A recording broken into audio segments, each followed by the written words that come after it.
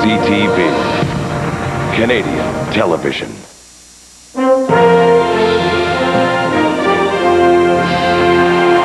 The Ottawa Senators show why they finished #1 in the NHL as they sweep to victory today over the Philadelphia Flyers.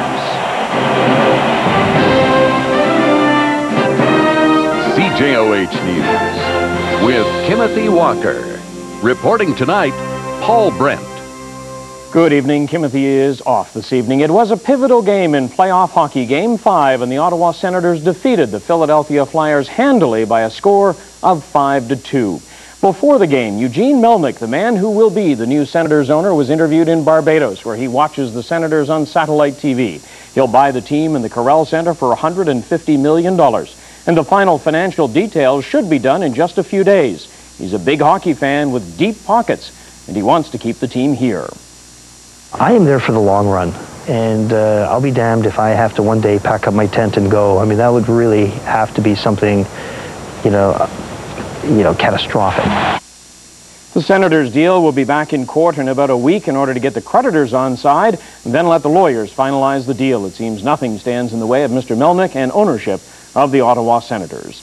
Now to today's action, Terry Marcotte at the Corral Center. Terry, you're with the exuberant fans. They were expected to be a big part of the game, were they? They were, although the Flyers took them out of the game pretty early, scoring within the first minute. But yeah, I've never heard the Corral Center louder than it was today. 18,500. It was wild inside. How would you compare it to the Union Center in Philadelphia? People say they can really make a lot of noise. They're an uglier crowd in there. They scream at their own players. They were cheering tonight for the Senators. No Leafs fans here tonight. What changed in today's game, do you think? The Senators seem to be pretty up and down on the series. What gave them the power for today? Ottawa is a very good hockey team, and they played like the Ottawa Senators can play hockey. Again, they started out slowly. They've given up the first goal in every game in this series, but then they turned it around, and they played the type of hockey. It's a fast team, and they just outskated the Flyers. The Flyers aren't as fast, can't keep up. Okay, Terry, we'll be back to you later on in sports for more on the game and how they did it. Thanks very much. Okay, Paul. A close call in rough waters near Toronto this morning. 36 teenage rowers taking part in a regatta were thrown from their boats into the frigid Humber River. One rowing shell overturned. 3 others followed suit as their occupants tried to rescue the first group of screaming teens. Rowers in competition rarely wear life jackets. These rowers were no exception. Those pulled from the water were treated for shock and hypothermia. Luckily, everyone survived. The first debate among the 3 people who want to lead Canada's Liberal Party took place today in Edmonton.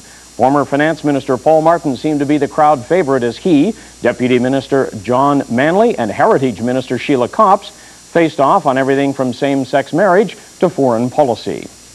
New times require new approaches. I want to lead a new government with a renewed sense of purpose, a sharper focus, and a clearer plan. Ottawa South MP John Manley says affordable education for all Canadians should be an objective of the federal government's. Manley says the current student loan program needs a major overhaul. We're just not going to be able to compete in the next century, in this century, unless we give every qualified Canadian young person the opportunity to have affordable post-secondary education and not come out with a degree at the end and a